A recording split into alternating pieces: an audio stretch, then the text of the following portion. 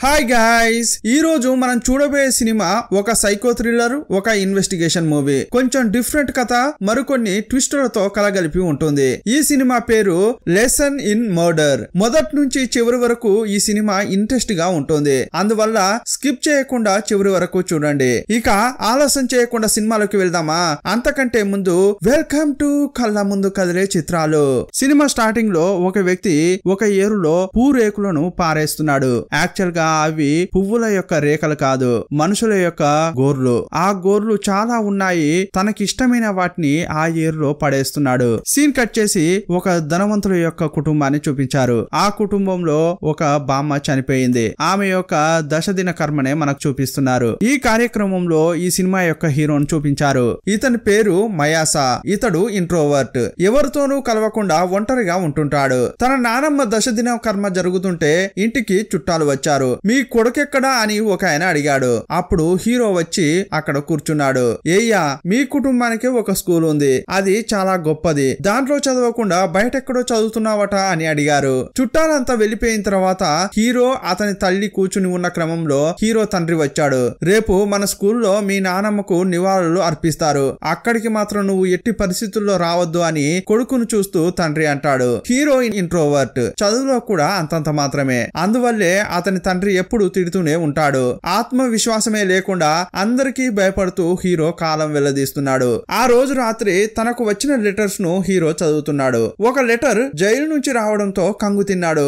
ఆసక్తిగా దాన్ని ఓపెన్ చేసి చూస్తే యమాటో అనే సీరియల్ కిల్లర్ లెటర్ రాశాడు. ఓపెన్ చేసి దాన్ని చదువుతున్నాడు. మయాసా, ఎలా ఉన్నావు? నేను గుర్తున్నానా అని అందులో ఉంది. ఈ సైకో కిల్లర్ ఇదే ఊరిలో బేకరీ నడిపేవాడు. తరచుగా ఆ బేకరీకి హీరో వెళ్లేవాడు. యమాటాకు హీరో బెస్ట్ ఫ్రెండ్ లా ఉండేవాడు. వెంటనే హీరో ఆ బేకరీకి వెళ్ళాడు. అది ఇప్పుడు సీజ్ చేసి ఉంది. యమాటా ఒక సాధారణ వ్యక్తిగా ఉంటూ ఊరికి దూరంగా ఉన్న తన ఇంట్లో రహస్యంగా వరుస హత్యలు చేసేవాడు. సిటీలో బేకరీ ఉండేది. అక్కడికి వచ్చే టీనేజర్స్ తో తీయగా మాట్లాడి తన వలలో వేసుకునేవాడు. కరెక్ట్ గా ఒకరిని సెలెక్ట్ చేసుకుని తన ఇంటికి తీసుకువెళ్లేవాడు. ఇంట్లో ఉండే షెడ్ లో కట్టేసి టార్చర్ చేసి చంపేవాడు. చేతికి ఉండే గోర్లంటే అతనికి చాలా ఇష్టం. వాటిని తీసి జాగ్రత్తగా దాచుకునేవాడు. గోర్లను బయటకు తీస్తుంటే విక్టిమ్స్ గిలగిలా కొట్టుకుంటుంటే అతడు ఎంజాయ్ చేసేవాడు. ఆ తర్వాత విక్టిమ్ ను చంపుతాడు. డెడ్ బాడీని కాల్చేసి బూడిదను తన ఇంటి ఆవరణలో పాతి పెట్టేవాడు. ఆడ మగ తేడా లేకుండా 16, 17, 18 ఏళ్ల పిల్లల్ని చంపేవాడు. ఇలా చాలా ఏళ్లలో చాలా హత్యలు చేశాడు. కానీ ఏదో ఒక రోజు పాపం పండుతుంది కదా. ఒకసారి ఇతడు కిడ్నాప్ చేసి తీసుకొచ్చిన అమ్మాయి తప్పించుకుంది. ఆమె ద్వారా ఇతడు దొరికిపోయాడు. అతడు 24 మందిని చంపాడు. వారిలో 23 మంది టీనేజర్స్. ఒక ఆమెకు మాత్రం 26 ఏళ్లు. 24 మందిని చంపాడని నేరం నిరూపితమై అతనికి మరణ శిక్ష పడింది. నీకు టైం ఉంటే నన్ను కలువు అని యమాటో ఆ లెటర్ లో రాశాడు. ఇదంతా ఆలోచిస్తూ హీరో స్కూల్ నుంచి బయటకు వస్తుంటే అప్పుడే హీరోయిన్ ఎరికోను చూపించారు. ఏయ్, మన ఇద్దరం ఆ స్కూల్లో కలిసే చదివాం కదా అంటుంటే అవునని తల ఊపుతూ వెళ్లిపోయాడు. సీన్ కట్ చేస్తే యమాటోను కోర్టులో అడుగుతున్నారు. ఈ హత్యల గురించి బాధపడుతున్నావా అంటే అవును, బాధపడుతున్నా. ఆ టీనేజీ అమ్మాయి నా నుంచి తప్పించుకున్నందువల్ల బాధపడుతున్నా. ఆమె గాని తప్పించుకోకుంటే నేను ఈ రోజు ఇక్కడ ఉండేవాడిని కాదు, అందుకే బాధపడుతున్నా అంటున్నాడే తప్ప తను చేసిన హత్యల గురించి కొంచెం కూడా పశ్చాత్తాపపడలేదు. సీన్ కట్ చేస్తే సైకో కిల్లర్ ను కలవడానికి హీరో వెళ్ళాడు. హీరో జైలుకు వచ్చి అతని కోసం వెయిట్ చేస్తున్న క్రమంలో ఒక మూలన లాంగ్ హెయిర్ తో ఒకడు కూర్చుని ఉన్నాడు. చూడ్డానికి అతడు భయంకరంగా ఉన్నాడు. అతడు కూడా వేరే ఎవరినో చూడ్డానికి వచ్చినట్లే ఉన్నాడు. కొంచెం సేపట్లో ఆ సైకో హంతకుడు వచ్చాడు. అతన్ని హీరో కలిశాడు. హీరోని చూడగానే అతని ముఖంలో చాలా సంతోషం కనిపిస్తోంది.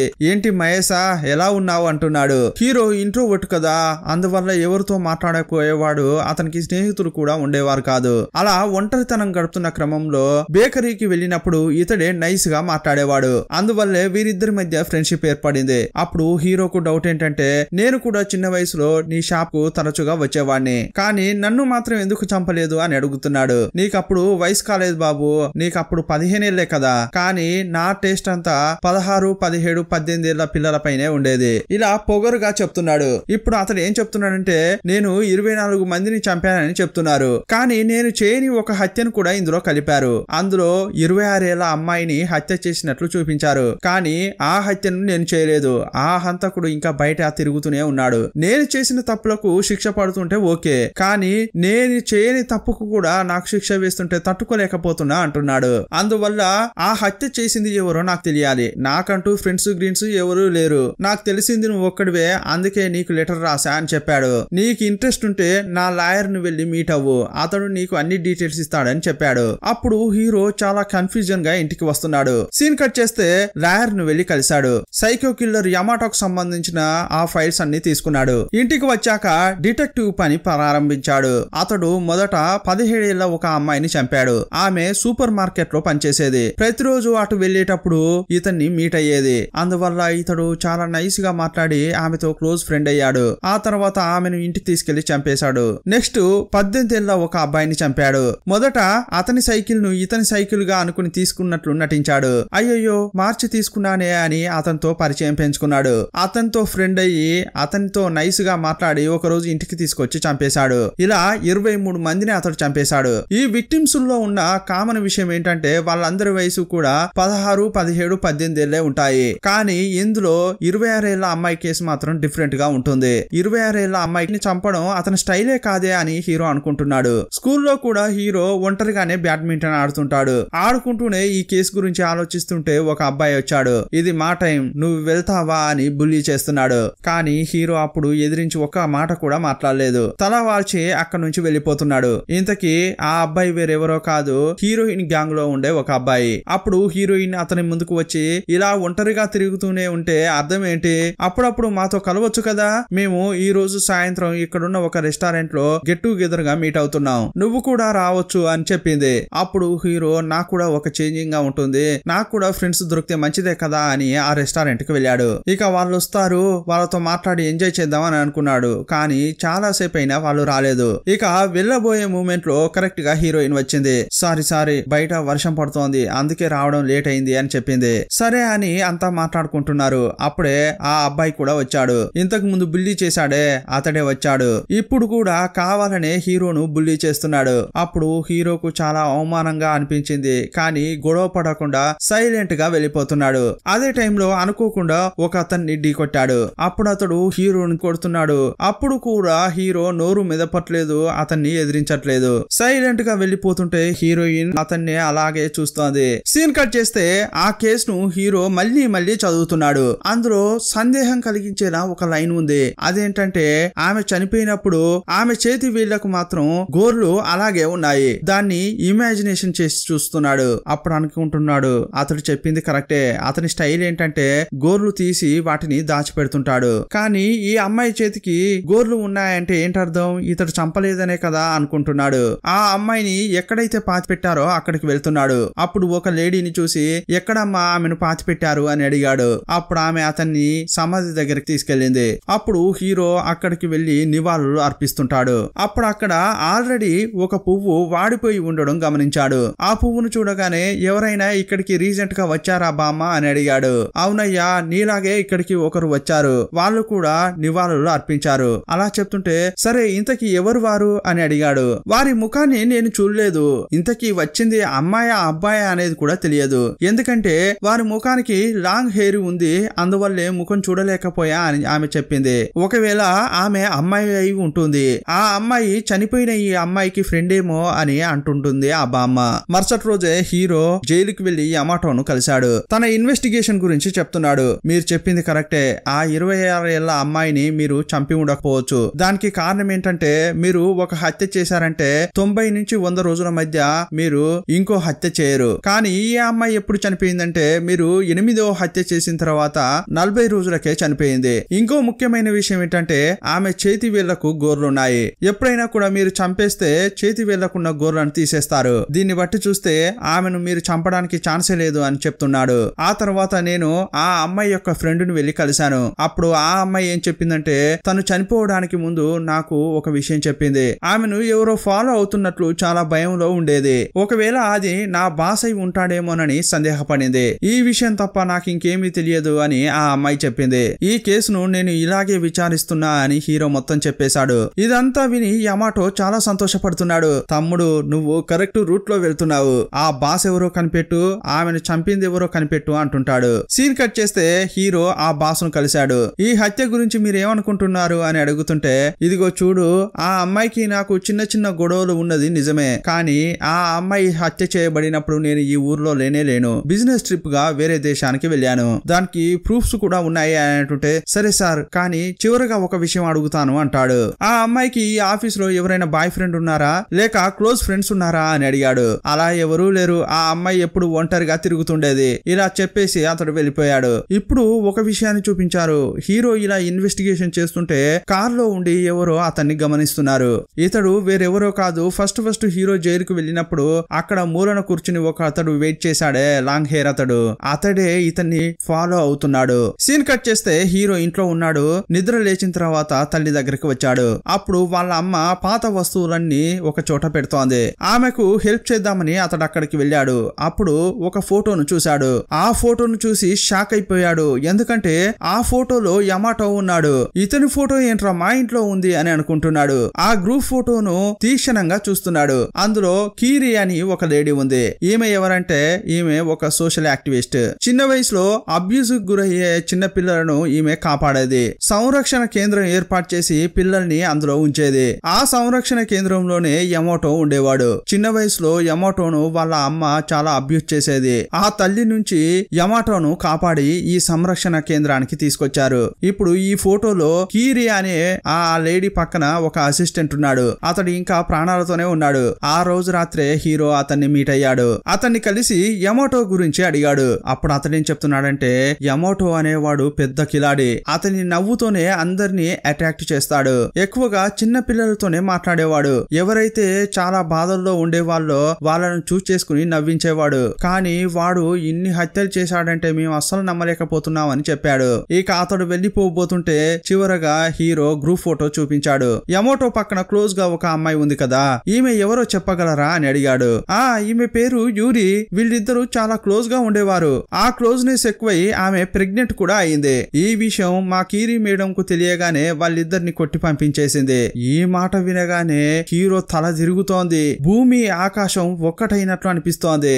ఎందుకంటే యూరి అనే అమ్మాయి వేరెవరో కాదు, ఇతని తల్లే.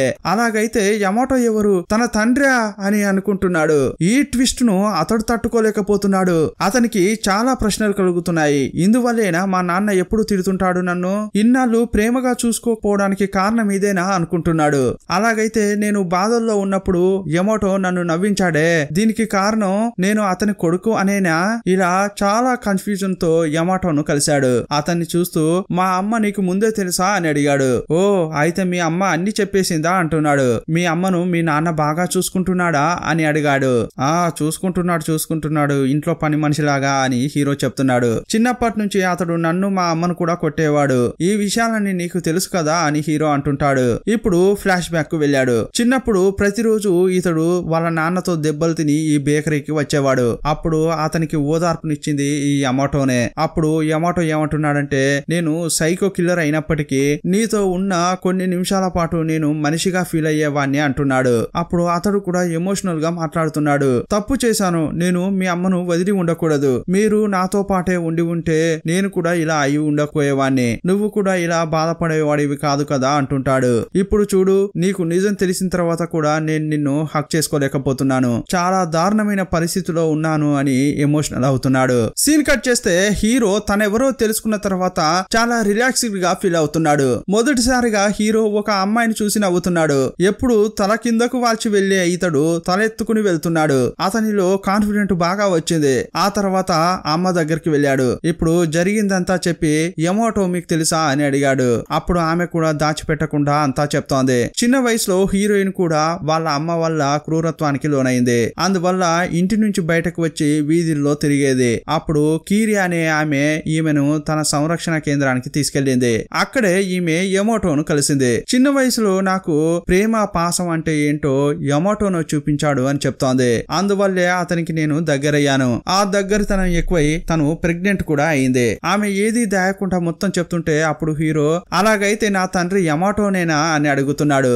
అదే టైంలో వెనక నుంచి వాళ్ళ నాన్న వచ్చాడు. అప్పుడు హీరో బెదిరిపోయాడు. ఇక అంతే, ఇదంతా విని ఉంటాడు, ఇక నన్ను చితక్కొడతాడు అని అనుకుంటున్నాడు. కానీ అతడు దగ్గరగా వచ్చి వైన్ ఉందా అని 2 పెగ్గులు వేసుకుని తన పట్నం తను వెళ్ళిపోయాడు. ఇతడు ఏమీ విడనట్లే ఉన్నాడు అని హీరో నైస్ గా తన రూమ్ కు వెళ్తున్నాడు. అప్పుడు వాళ్ళ అమ్మ వచ్చి ఆపింది. ఇదిగో చూర్రా, నీకు చెప్పిందంతా నిజమే, కానీ ఒకటి తప్ప, నీ తండ్రి యమోటో కాదు ఇతడే అని చెప్పింది. కానీ హీరో ఆ విషయాన్ని నమ్మలేదు. కట్ చేస్తే కంటిన్యూగా ఆ కేసు గురించే ఇన్వెస్టిగేషన్ చేస్తున్నాడు. అప్పుడే ఈ కేసులో ఒక ఇంట్రెస్టింగ్ విషయం తెలిసింది. 26 ఏళ్ల అమ్మాయిని యమోటో చంపాడని ఒక అతడు సాక్ష్యం చెప్పాడు. అతని సాక్ష్యం వల్లే ఆ హత్యను ఇతని కేసులో చేర్చారు. ఇంతకీ సాక్ష్యం చెప్పింది ఎవరనేది ఇప్పుడు చూపిస్తున్నారు. ఆ కోర్టులో ఏం చేశారంటే, యమోటో ఒక పెద్ద సైకో కిల్లర్, ఇతనికి వ్యతిరేకంగా ఇప్పుడు ఒక అతడు సాక్ష్యం చెప్తున్నాడు. అందువల్ల ఈ సైకో హంతకుడు అతన్ని చూడకూడదని అడ్డుగా కొన్ని బోర్డ్స్ పెట్టారు. ఆ తర్వాతే అతడు వచ్చి సాక్ష్యం చెప్పాడు. అతని పేరు ఇట్సుకి. మరుసటి రోజే హీరో ఆ లాయర్ దగ్గరికి వెళ్లి ఇట్సుకి అంటే ఎవరు అని అడిగాడు. ఇట్సుకు అనే అతనికి యమోటోకు వీరిద్దరికి పరిచయం ఉంది. అప్పుడు ఇట్సుకుకి 10 ఏళ్లు. ఇక ఒక ఫ్లాష్ బ్యాక్ చెప్తున్నాడు. యమోటో చిన్న వయసులో ఒక పార్క్ లో పడుకుని ఉన్నాడు. ఇదే టైంలో ఇట్సుకు అనే ఒక అబ్బాయి తన తమ్ముడితో కలిసి అక్కడ ఆడుకుంటున్నాడు. ఈ ఇద్దరు పిల్లల్ని చూసిన తర్వాత ఈ సైకో తన వక్ర బుద్ధిని బయట పెట్టుకున్నాడు. యాక్చువల్ గా ఇతడు హత్యలు చేయడంలోనే స్పెషలిస్ట్ కాదు, మాటలతోనే అందరినీ మంత్రముగ్ధుల్ని చేస్తాడు. ఇతని మాటల వల్లే చాలా మంది ఈజీగా ఇతని వలలో పడతారు. అందువల్ల ఈ అన్నదమ్ములతో అతడు నైస్ గా మాట్లాడాడు. అలా మాట్లాడి ఇద్దరికి కత్తులిచ్చి అన్నదమ్ములు పొడుచుకునేలా చేశాడు. చాలా క్రూరమైన వాడు ఈ యమోటో అని లాయర్ చెప్తున్నాడు. టక్కున హీరో అంతా సరే గాని ఇతని సాక్ష్యాన్ని కోర్టు ఎలా పరిగణలోకి తీసుకుంది అని అడుగుతుంటాడు. ఎందుకంటే చిన్న వయసులో యమోటో వల్ల నష్టపోయిన వాడే ఈ ఇట్సుకి. అందువల్ల రివెంజ్ కోసమైనా కూడా అతడు కోర్టులో తప్పుడు సాక్ష్యం చెప్పి ఉండొచ్చు కదా అంటున్నాడు. అప్పుడు ఆ లాయర్, నీకు ఇంకా యమోటో గురించి పూర్తిగా తెలియలేదు, అతని సైకోతనం ఎప్పుడు ప్రారంభమైందో తెలుసా? అలా ఇంకా అతని ఫ్లాష్ బ్యాక్ ఒకటి చెప్పాడు. అతడు స్కూల్లో చదివేటప్పుడు తనతో పాటు చదివే ఒక అమ్మాయిని ఒంటరిగా పక్కకు తీసుకెళ్లి ఒక రాయి తీసి ఆమె తలపై కొట్టి అక్కడే చంపేశాడు. ఆమెను చంపడమే కాదు, ఆమెపై ఎగిరి గంతులేశాడు. ఇలాంటి ఒక సైకో గాడేవాడు అని అతడు చెప్తున్నాడు. అలాంటి వాడికి సపోర్ట్ గా మాట్లాడుతున్నావేంటి అని లాయరే హీరోని తిడుతున్నాడు. ఇకపై ఏ విషయం కోసం నా దగ్గరికి రాకు అని వెళ్ళిపోయాడు. కానీ ఈ సాక్ష్యం చెప్పిన ఇట్సుకిని హీరో వదిలేయలేడు. అతన్ని వెతుక్కుంటూ వెళ్ళాడు. ఇట్సుకి వర్క్ చేసే ఆఫీస్ ను కనిపెట్టాడు. అక్కడికి వెళ్లి విచారిస్తే తెలిసింది అతనికి ఫ్రెండ్స్ అంటూ ఎవరూ లేరని. ఒకే ఒక్కడు మాత్రమే ఫ్రెండ్ గా ఉన్నాడు. ఎలాగోలా అతన్ని ఇప్పుడు కలిశాడు. అతను ఏం చెప్తున్నాడంటే, ఇట్సుకి ఫ్రెండ్స్ అంటూ పెద్దగా ఎవరూ లేరు, నేను కూడా పెద్దగా అతనితో ఉండింది ఏం లేదు, ఎప్పుడో అప్పుడు కలిసేవాడిని. ఫ్రెండ్స్ లేకపోవడానికి కారణం ఏంటంటే అతడు చూడ్డానికే ఒకలాగా ఉంటాడు, జుట్టు లాంగుగా పెంచుకుంటూ ఒకలాగా ఉంటాడు. ఒకసారి మా బాస్ అతన్ని పట్టుకుని బాగా తిట్టాడు. ఎందుకురా ఇలా లాంగ్ హెయిర్ పెంచుకుంటున్నావు అని తిట్టాడు. అమ్మాయిలాగా ఉన్నావు, వెళ్లి జుట్టు కత్తిరించుకోరా అని అన్నాడు. అందరి ముందు తిట్టడంతో అతనికి అవమానంగా అనిపించింది. అప్పుడు కోపం వచ్చి అతడు మా బాస్ ను కొట్టాడు. ఆ తర్వాత ఉద్యోగంలోంచి వెళ్ళిపోయాడు. ఇక అప్పుడే చివరిసారిగా అతన్ని చూసా అని ఆ ఫ్రెండ్ చెప్పాడు. అప్పుడు హీరో ఏమనుకుంటున్నాడంటే, ఆ 26 ఏళ్ల అమ్మాయిని యమోటో చంపలేదు, ఈ కేసులోకి ఇట్సుకి వస్తున్నాడు. ఒకవేళ ఆమెను ఇతడే చంపి ఉంటాడన్న ఉద్దేశంతో అప్పుడు అతన్ని ఏమడుగుతున్నాడంటే, చనిపోయిన అమ్మాయికి ఇట్సుకి ఏదైనా సంబంధం ఉందా అని అడిగాడు. అప్పుడు అతడు ఏం చెప్తున్నాడంటే, అవును, మా ఆఫీస్ కు వాళ్ళ ఆఫీస్ కు లింక్స్ ఉండేవి, తరచుగా ఇట్సుకి ఆ ఆఫీస్ కు వెళ్లేవాడు. ఈ విషయం చెప్పగానే ఆహా వీడు దొరికారా అనుకుంటున్నాడు హీరో. ఇట్సుకి ఏం చేశాడంటే ఆ ఆఫీస్ కు వెళ్ళాడు. అక్కడ ఆ 26 ఏళ్ల అమ్మాయిని చూశాడు. ఆమెను ఫాలో అయ్యాడో లేక ఫ్రెండ్ అయ్యాడో ఎలాగోలా చేసి ఆమెను మాత్రం ఇతడే చంపి ఉంటాడు అని హీరో అనుకుంటున్నాడు. చిన్న వయసులో యమోటోపై ఉన్న ఆ రివెంజ్ ను తీర్చుకోవడం కోసం ఆ అమ్మాయిని చంపి ఆ నిందను యమోటోపై వేశాడని అనుకుంటున్నాడు. ఇక ఈ కంక్లూషన్ తో ఈ కేసు ముగిసిపోయిందని హీరో అనుకుంటున్నాడు. ఇక చాలా తృప్తిగా హీరో స్కూల్ కు వెళ్తున్నాడు. అప్పుడే అక్కడ హీరోయిన్ ఆమె గ్యాంగ్ అక్కడ కూర్చుని ఉంది. ఆ రోజు రెస్టారెంట్ లో ఇతన్ని బుల్లీ చేశారు కదా, ఆ ధైర్యంతో కొంతమంది వచ్చి ఇతన్ని బుల్లీ చేయడానికి ప్రయత్నిస్తున్నారు. ఎప్పుడూ కూడా హీరో తల కిందకు వాల్చి వెళ్లేవాడు. కానీ ఇప్పుడు వాళ్ళని చూడగానే హీరోకు కోపం వచ్చింది. అందరిని తిట్టి నడుచుకుంటూ వెళ్లిపోతూనే ఉన్నాడు. ఇది చూసి హీరోయిన్ షాక్ అయిపోయింది. ఎందుకంటే ఆ రోజు అంత అమాయకుడిలా ఉన్నవాడు ఈ రోజు ఇంత కోప్పడుతున్నాడు ఏంటి అనుకుంటోంది. హీరోకు కూడా తన ప్రవర్తన ఆశ్చర్యంగానే అనిపిస్తోంది. ఏంట్రా కొత్తగా నేను కోప్పడుతున్నానేంటి అనుకుంటున్నాడు. అప్పుడు క్లాస్ రూమ్ కు వెళ్తుంటే హీరోయిన్ ఎదురుగా వచ్చి, సారీ ఏమనుకోకు వాళ్ళు అలా చేసినందుకు అంటోంది. అప్పుడు ఆమెకు చాలా ఉక్కపోస్తుంటే వెంట్రుకలను నైస్ గా వెనక్కి అనుకుంటోంది. అప్పుడు హీరోకు ఆమె యొక్క చేతి వేళ్లు మాత్రం అందంగా కనిపిస్తున్నాయి. ఆ వేళ్లు బాగా నచ్చాయి, చూడగానే ఏదైనా చేయాలని అనిపిస్తోంది. సీన్ కట్ చేస్తే హీరో బ్యాడ్మింటన్ ఆడుతున్నాడు. ఏమైంది నాకు అని తనలో తనే చాలా ఫీల్ అవుతున్నాడు. ఆ తర్వాత ట్రైన్ కోసం మెట్రో స్టేషన్ కు వెళ్తున్నాడు. అప్పుడు అనుకోకుండా ఒక వ్యక్తిని ఢీకొట్టాడు. వెంటనే అతనికి సారీ కూడా చెప్పాడు. కానీ అతడు హీరోను తిట్టి తోసేశాడు. అప్పుడు హీరోకు చాలా కోపం వచ్చింది. చాలా సేపు ఆలోచించాడు. ఇప్పుడు అతని వెనుకే వెళ్తున్నాడు. అతన్ని పట్టుకుని బాగా కొట్టాడు. అతని మెడకు టై ఉంటుంది. ఆ టైనే గట్టిగా లాగుతున్నాడు. ఇక గొంతు పిసికి చంపాలని అనుకుంటున్నాడు. అతనిలో ఉన్న సైకో బయటకు వస్తున్నాడు. ఇప్పుడు వాళ్ళ నాన్న ఉంటాడే యమాటో, అతని గుణమే ఇతనికి వస్తోంది. ఇక గొంతు పిసికి చంపబోయే క్రమంలో చివరి నిమిషంలో కంట్రోల్లోకి వచ్చాడు. ఆ తర్వాత అతన్ని వదిలేసి పారిపోతున్నాడు. ఈ క్రమంలో అతని చేతికి గాయమైంది. వర్షం పడుతుంటే ఆ వర్షంలోనే తడుచుకుంటూ ఇంటికి వస్తున్నాడు. అతని ఇంటి ఎదురుగా హీరోయిన్ ఇతని కోసం వెయిట్ చేస్తోంది. ఎందుకంటే ఇతనికి సారీ చెప్పడానికి. అతని చేతికి రక్తం కారుతుంటే చూసి ఏమైంది నీకు అని అడిగింది. అప్పుడు ఆమె ఆ గాయానికున్న రక్తాన్ని తుడిచింది. వీళ్ళిద్దరూ చాలా క్లోజ్ అయ్యారు. అదే టైంలో ఇట్సుకి ఫ్రెండ్ ఉంటాడే, అతని నుంచి ఒక మెసేజ్ వచ్చింది. ఒక గ్రూప్ ఫోటోను ఆ ఫ్రెండ్ పంపించాడు. ఇందులోనే ఇట్సుకి ఉంటాడు, అతన్ని చూడు అని చెప్పాడు. ఇంతకీ ఆ ఇట్సుకి ఎవర్రా అని ఆ ఫోటోను ఓపెన్ చేసి చూస్తున్నాడు. చూస్తే హీరో షాక్ అయిపోయాడు. అది వేరెవరో కాదు, మొదటి సీన్ లో జైల్లో లాంగ్ హెయిర్ తో ఒకతడు హీరోని చూశాడే, అతడే ఇట్సుకి. మరుసటి రోజు కన్ఫర్మ్ చేసుకోవడానికి ఆ బామ్మ ఇంతకు ముందు ఆ సమాధి దగ్గర కనిపించింది కదా, ఆమె దగ్గరికి వెళ్లి అతని ఫోటోను చూపించాడు. బామ్మ ఆ రోజు ఇక్కడికి వచ్చింది ఇతడేనా అని చూపిస్తుంటే, అవునయ్యా ఇతడే వచ్చాడు అని చెప్తోంది. ఇతడు అబ్బాయా, నేను అమ్మాయి అనుకున్నా అని అంటోంది. కన్ఫర్మ్ చేయగానే అయితే ఇతడే హత్య చేసి ఉంటాడు అని అనుకుంటున్నాడు. అప్పుడు ఆ అమ్మాయి సమాధి దగ్గరికి వెళ్లి ప్రే చేస్తున్నాడు. వెనక ఎవరో నిలబడినట్లు అనిపించింది. ఎవర్రా అని తిరిగి చూస్తే ఇట్సుకి ఉన్నాడు. అతన్ని చూడగానే హీరో పరిగెత్తుతున్నాడు. అతడు కూడా వదలకుండా వెనకే వస్తున్నాడు. పట్టుకుని అతన్ని కొడుతున్నాడు. దయచేసి నన్ను చంపకు అని హీరో బతిలాడుతుంటాడు. ఇక హీరో పని అయిపోయిందిరా అని మనం అనుకుంటుంటే సీన్ కట్ చేశారు. యమోటోను మీట్ అవడానికి హీరో జైలుకు వచ్చాడు. అతన్ని చూస్తూ ఏమంటున్నాడంటే, ఆ హంతకుడు ఎవరో నేను కనిపెట్టా అంటుంటాడు. సూపర్ సూపర్, నువ్వు కనిపెడతావని నాకు తెలుసు. ఇంతకీ అతడెవరు అని యమాటో అడుగుతున్నాడు. చెప్తానయ్యా, తొందర ఎందుకు, కానీ అంతకంటే ముందు ఒక విషయం. ఇప్పుడే నేను ఇట్సుకుని మీట్ అయి వచ్చాను. అతన్ని మొట్టమొదటిసారిగా నువ్వు చూసినప్పుడు అతని వయసు 10 ఏళ్లు, అతని తమ్ముని యొక్క వయసు 8 ఏళ్లు. వాళ్ళు ఆ ఏజ్ లో సంతోషంగా ఉండేవారు. అదే టైంలో ఆ అన్నదమ్ములు నీ కళ్ళలో పడ్డారు. అప్పుడు ఇట్సుకి నువ్వేం నేర్పించావో తెలుసా, జ్ఞాపకం ఉందా అని అడిగాడు. వేరే ఏంటి, మనోనిబ్బరం నేర్పించా అంటున్నాడు. అప్పుడే కదా ఇంట్లోకి వెళ్ళాక వాళ్ళ అమ్మ కొట్టినా కూడా అతడు భరించేవాడు అని యమాటో అంటున్నాడు. లేదు, అది చేయలేదు నువ్వు, ఇంకా వేరేది చేశావు అని హీరో కోప్పడుతున్నాడు. ఆ ఇద్దరులో చాలా వీక్ గా ఉన్నది ఇట్సుకే. అతని ఇంట్రోవర్ట్ ప్రవర్తనను నువ్వు యూజ్ చేసుకున్నావు. అతనికి బ్రెయిన్ వాష్ చేశావు. అతని చేతికి కత్తినిచ్చి ఏమీ తెలియని తన తమ్ముణ్ణి చంపమని చెప్పావు. ఆ తర్వాత అతడు నీ మాట వినేలా అతన్ని కంట్రోల్ చేశావు. అతడు పెరిగిన తర్వాత కూడా నీ కంట్రోల్లోనే పెట్టుకున్నావు. హీరో ఇలా చెప్తుంటే ఒక ఫ్లాష్ బ్యాక్ ను చూపించారు. ఇట్సుకి అనే అబ్బాయి కొంచెం సైకలాజికల్ గా డిస్టర్బ్ అయిన అబ్బాయి. దానికి కారణం వాళ్ళ అమ్మ నాన్న అబ్యూజింగే. అతడు ఇంకా ఇంట్రోవర్ట్, చాలా వీక్ గా ఉంటాడు. అతన్ని యమోటో యూజ్ చేసుకున్నాడు. అతడు పెరిగిన తర్వాత కూడా ఇతని కంట్రోల్లోనే పెట్టుకునేవాడు. చివరిసారిగా అతన్ని కలిసినప్పుడు బ్రిడ్జి దగ్గర అతన్ని దారి మళ్లించాడు. కొన్నేళ్ల క్రితం ఒక గేమ్ ఆడామే, ఇప్పుడు ఆ గేమ్ ఆడదామా అంటాడు. ఆ మాట వినగానే అతడు భయపడిపోయాడు. అతడు భయపడడానికి కారణం ఏంటంటే, అలాంటి అబ్యూజ్ చేసే వాళ్ళ అమ్మ నుంచి అతడు తప్పించుకున్నాడు. కానీ ఇతనికి చిక్కాడు. ఇతని గిల్టీ ఫీలింగ్, ఇతని భయాన్ని ఉపయోగించుకుని అతనితో ఇతడు ఆటలాడుకునేవాడు.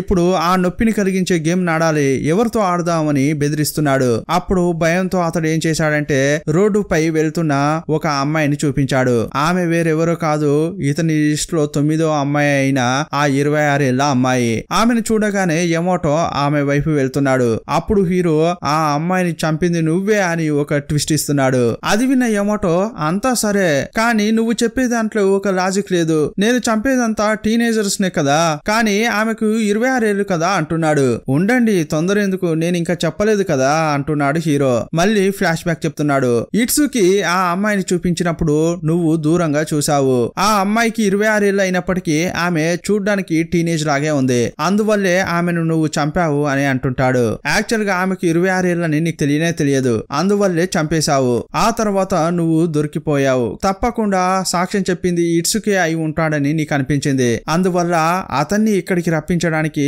కంటిన్యూగా లెటర్స్ రాస్తూనే ఉన్నావు. ఇస్తున్నావు అతనికి, ఆ లెటర్స్ ఇవే అని చెప్పి అవి కూడా చూపించాడు. అంతేకాదు అతడు నిన్ను చూడ్డానికి చాలా సార్లు ఇక్కడికి వచ్చాడు, కానీ అతనిలో ఉన్న భయం వల్ల చివరి వరకు అతడు నిన్ను కలవలేదు. అందువల్ల మ్యానిపులేట్ చేసి ఎలాగైనా అతన్ని చంపాలని అనుకున్నావు, కానీ లోపల నుంచి అదంతా నువ్వు చేయలేకపోయావు. అందువల్లే ఈ ఆటలోకి నన్ను తీసుకొచ్చావు అంటుంటాడు. హీరో ఇదంతా చెప్పగానే యమోటో పగలబడి నవ్వుతున్నాడు. నువ్విప్పుడు ఇట్సుకునే మీట్ అయ్యి వస్తున్నావు కదా అంటున్నాడు. అతడు నీకు ఒక కథ అల్లాడు. అతడు నాకు చిన్న వయసు నుంచే తెలుసు. అతడు వాళ్ళ నాన్న చేతిలో ప్రతిరోజు బాగా దెబ్బలు తినేవాడు. అందువల్లే వాడికి నేను ఇదంతా నేర్పించాను. కానీ ఇప్పుడు నువ్వు గెస్ చేయని ఒక విషయం ఉంది. నిజంగా ఆ అమ్మాయిని నేను చంపలేదు, ఇట్సుకినే చంపాడు. ఇట్సుకి ఆ అమ్మాయిని లవ్ చేశాడు. ఆ అమ్మాయి వెనక పడ్డాడు. ఆమెను ఔటింగ్ తీసుకువెళ్లాలని అనుకున్నాడు, కానీ ఆ అమ్మాయి వినలేదు. ఈ విరక్తితో ఆ అమ్మాయి ఒక రోజు ఒంటరిగా చిక్కినప్పుడు అడవి ప్రాంతానికి తీసుకెళ్లి ఆమెను చంపాడు అని చెప్తుంటాడు. పోలీసులు కూడా కనిపెట్టని హంతకుని నువ్వు కనిపెట్టావు తెలుసా, ఇది ఎంత పెద్ద విషయం తెలుసా అంటున్నాడు. హీరోను పొగిడేలా అతడు మాట్లాడుతున్నాడు. అప్పుడు హీరో ఒక ట్విస్ట్ ఇచ్చాడు. వీక్ అయిన వాళ్ళను మ్యానిపులేట్ చేయడం నీకు వెన్నతో పెట్టిన విద్య కదా.